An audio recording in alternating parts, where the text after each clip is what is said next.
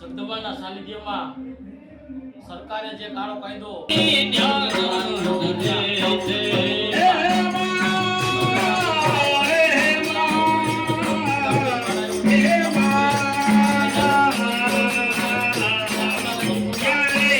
સાવદર તાલુકાના તમામ ગામડા આ કાયદાનો સખત વિરોધ કરશે.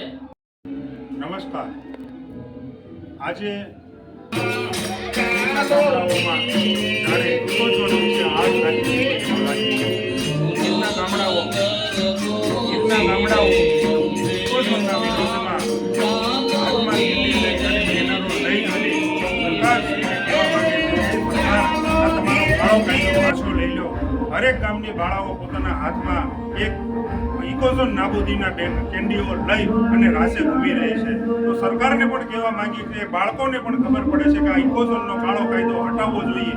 તો હું સરકારને ભલામણ કરું છું કે એ સરકાર આ કાયદો હટાવો, નહીં તો અમારી ગીર ભાંગી જશે.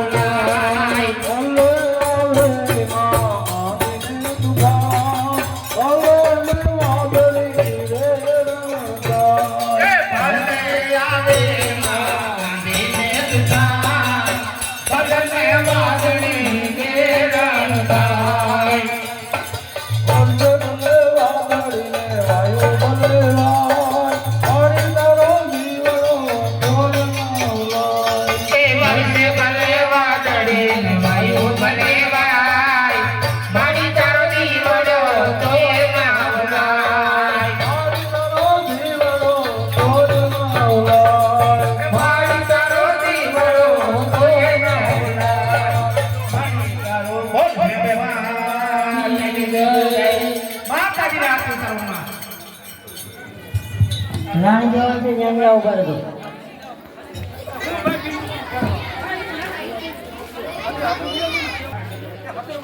તો આ ઇકોઝોનનો આપણે સખત વિરોધ કરવાનો છે. જો આ ઇકોઝોન લાગી ગયો તો જે આપણે નવરાત્રી કરી રહ્યા છીએ ને પછી નહીં કરી શકીએ. ખૂબ કડક કાયદાઓ છે, કેટલા બધા કડક કાયદાઓ છે, એનો કોઈ સીમા નથી. એટલા માટે આપણે બધાએ જાગવું પડશે. કોઈ પણ પાર્ટી નહીં, માત્ર ને માત્ર ગામવાસીઓ, આપણે ગીરવાસીઓ, આપણે સિંહના હેઠા પાણી પીધા છે, ઝૂકવાનું નથી.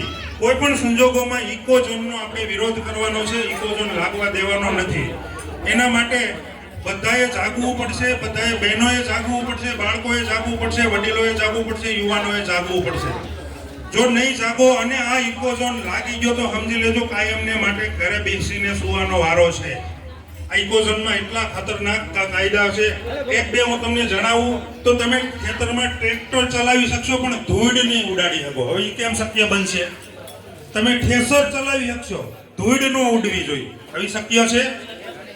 તમારું ટેપ નહીં વાગે, વાડીએ તમારે કેબલ ચેન્જ કરવો છે તો નહીં કરી શકો. આટલી બધી ગુલામીમાં આવી જવું આપણે. એટલે આપણે ઇકોઝોનનો સખત વિરોધ કરવાનો છે.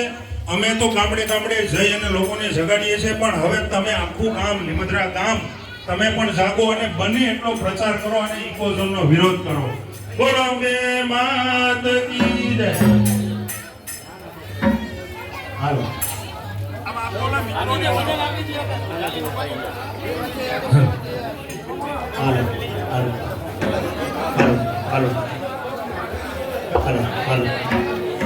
બોલો અંબે માત કી જય.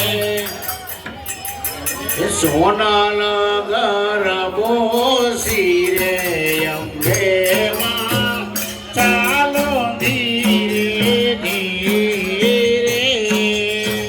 સોનાલ ગરબો સિરે અંબે માં ચાલો ધીરે ધીરે.